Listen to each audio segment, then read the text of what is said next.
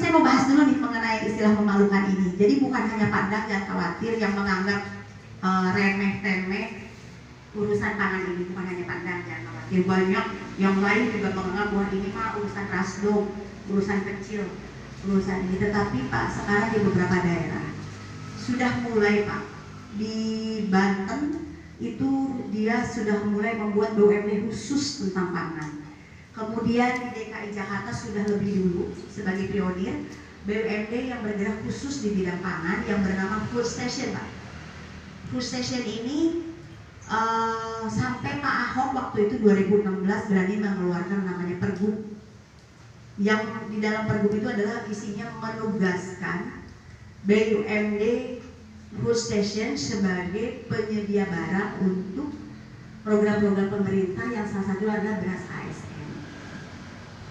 Beras ASN ini artinya bahwa untuk ASN ASN di DKI wajib membeli beras dari Food Station dengan mekanisme kerjasama dengan pasar modern, sistem konta dengan Alfamart. Juta, bukan ratus miliar, tapi sudah triliun. Mereka sudah bisa memproduksi sampai dengan susu Pak, susu ini, susu kemasan itu ya, susu kotak merek Food Station. Kalau jalan-jalan ke Alfamart atau Indomart di sana kan kita temukan beras dengan merek MS itu Food Station. Nah itulah yang miris seharusnya kita harus berasa miris ya dengan Subang yang katanya lumbung padi ketiga terbesar, tapi berasnya dimerekin Food Station. Dulu di zaman direksi dulu itu bolak-balik sudah nyerahin namanya, kita pengen nyobain ke Food Station itu, sampel kita udah 14 kali bolak-balik itu ditolak sama Food Station, padahal hanya ingin masukkan yang namanya beras pecah kulit Pak. Kalau kita dilihat dengan komoditas beras pecah kulit sendiri itu prosesnya pintar, dan petani kita kalau mau dia suplai hanya beras pecah kulit itu untungnya udah diambil sama Food Station. Sementara di situ di dalam beras pecah kulit itu ada yang namanya dedeknya, dedek untung petani itu di dedeknya penggilingan teh. Makanya dari situlah, dari rasa keprihatinan itu saya berpikir kenapa kita mesti jadi suppliernya Food Station. Kenapa kita nggak bikin Food Station sendiri di Subang? Beras Subang untuk ngasih orang Subang, dibeli oleh orang Subang. Dan jangan menganggap bahwa usaha ini kecil, karena kita Subang ini kan ada 1.500 jiwa lebih ya. Kalau dilihat dari hak pilih kemarin waktu pilkada 1.500 ya. Kemudian ada banyak pertumbuhan perkembangan jumlah penduduk juga akan terjadi dengan luar biasa, dengan banyaknya juga banyak pendatang kaitan dengan kawasan-kawasan industri yang akan dibangun di Subang, kemudian dengan pelabuhan internasional Patimban juga. Insya Allah ini akan menciptakan sebuah peluang pasar yang cukup besar. Di sini saya sudah rangkum pasar itu menjadi pasar korporat. Pasar korporat itu maksudnya pasar industri-industri itu yang dia ngasih catering kepada karyawannya, kadang kayak Tekwang ya. Tekwang itu kan dikasih catering, di situ kan ada pasar sebetulnya kita bisa sebagai supplier. Kemudian ada pasar modern. Pasar modern ini adalah Alfamart, Indomart, gitu kan, yang banyak berdiri di Subang. Ya, kalau di Kulon Progo, saya pernah ke Kulon Progo, ke sana. Itu ada namanya kebijakan Bupati Kulon Progo yang namanya bela itu. Sehingga namanya pun nggak jadi Alfamart, nggak ada Indomart, namanya Tomira, semua harus bernama Tomira, toko milik rakyat, karena ada kepemilikan saham rakyat di sana melalui koperasi. Anto. Kita harus bisa. Nah ini, mungkin itu yang harus sama-sama kita perjuangkan, bahwa tidak mesti seperti itu juga. Artinya kebijakan bela beli ini gini, kita kan ini kan ada banyak produk petani, produk nelayan, produk peternak, kemudian ada UMKM. Lewat BUMD lah mungkin yang bisa memberi nilai tambah kepada produk-produk ini dengan ngurus standarisasi sehingga bisa masuk ke pasar modern. Kemudian regulasi-regulasi dari pemerintah juga kita butuhkan untuk misalnya kan ada yang namanya Aprindo tuh, kamu kan? APRindo itu Asosiasi Pedagang Retail Indonesia, yang di Subang memang belum ada, tapi di tingkat Jawa Barat sudah ada provinsinya. APRindo, Asosiasi Pedagang Retail Indonesia.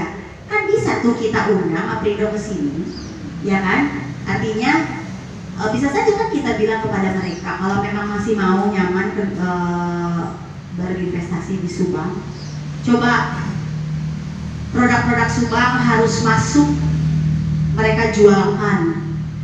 Tentunya lewat BUMD, ya kan? Yang sudah kita merekin lewat BUMD.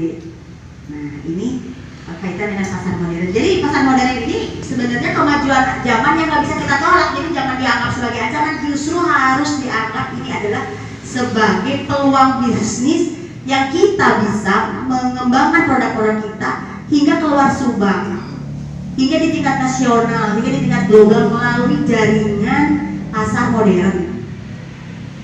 Nah, ini kayaknya kalau BUMD kerja sendirian tentang ini capek, jadi mesti butuh dukungan banyak pihak, termasuk teman-teman aktivis dan pemerintah. Kalau pemerintah pasti dukung sih, tinggal teman-teman aktivis aja.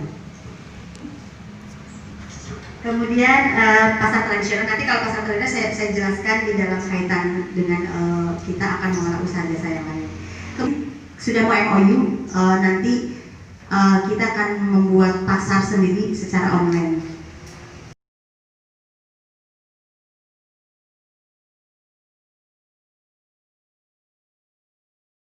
Profit paling besar itu sebagai apa di pelabuhan itu? Profit terbesar itu adalah sebagai namanya port operator. Port operator itu pengelola pelabuhan yang hari ini sedang lelang, dan kita tidak punya teknologi dan modal ke arah sana. Sebenarnya bisa saja kita ikut lelang, menggandeng perusahaan besar, tapi kita tidak cukup waktu. Yang pertama adalah sebagai port operator. Yang kedua adalah sebagai tango operator. Tango operator apa? Jadi ketika nanti pemenang lelang ini mengelola pelabuhan dermaga, kita di sana namanya tango operator. Jadi dermaga itu kan satu pelabuhan itu sampai ke sana sekian kilo itu ada 6 dermaga. Subang minta satu aja, satu dermaga untuk BUMD kelola, kerjasama dengan orang yang sudah ahli di situ. Bisa. Dasarnya apa? Kita punya dasar hukum MOU antara Pak Bupati dengan Pemda. Itu dasar hukumnya. Karena kaitan juga dengan undang-undang pelabuhan, ya, ada undang-undang pelabuhan yang mengatakan bahwa BUMD di sana pasal 68 114 Undang-Undang Nomor 17 pasal 68 dan pasal 111 Undang-Undang Nomor 17 tahun 2008 bahwa pelabuhan harus berperan memberikan manfaat bagi pemerintah daerah. Terus ada juga dasar hukum yang lain banyak banget nih, nanti saya nggak bisa bacain satu-satu. Intinya bahwa jadi ayana pelabuhan itu tong urang teh kebulan hukum, jadi kudu bisa menghasilkan sebuah keuntungan ekonomi. Jadi yang kedua itu tadi tango operator, yang ketiga itu adalah perusahaan bongkar muat, yang keempat itu adalah usaha madu tunda. Itu saya saking apa, Bang Adi? Saking itu siang malam saya pikirin itu masalah itu teh. Jadi ini kan momentum yang satu sekali seumur hidup yang nggak bisa lagi diulang. Kalau kita geraknya kurang cepat, kalau kita kecolongan, itu ya sudah, kita hanya kebagian kewenangan hukum.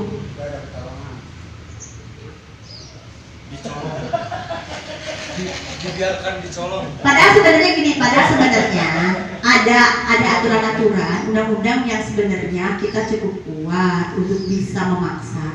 Jadi kudu kompak semua, baik eksekutif, legislatifnya, ormasnya, LSM-nya, masyarakatnya, aktivisnya harus kompak semua mendukung bagaimana caranya BUMD Subang Sejahtera menjadi bagian dari pengelola pelabuhan.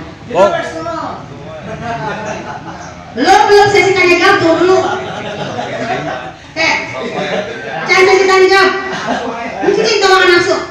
Kita tentang pelabuhan ya, oke ya.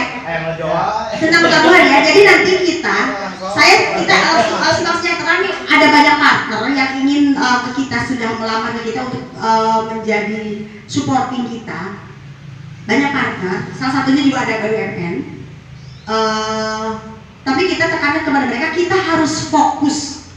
Jadi BUMD maunya PT Subang Sejahtera harus fokus, mintanya itu yang mana. Kalau saya sih nggak mau yang ecek-ecek, nggak mau tentang tenaga kerjaan dulu, kita nggak bicara tenaga kerja, kita bicara tentang tango operator dan tentang perusahaan bongkar muat. Dua itu kita fokus di situ, sedang perjuangan di situ. berdarah-darah sampai titik darah penghabisan, itu dulu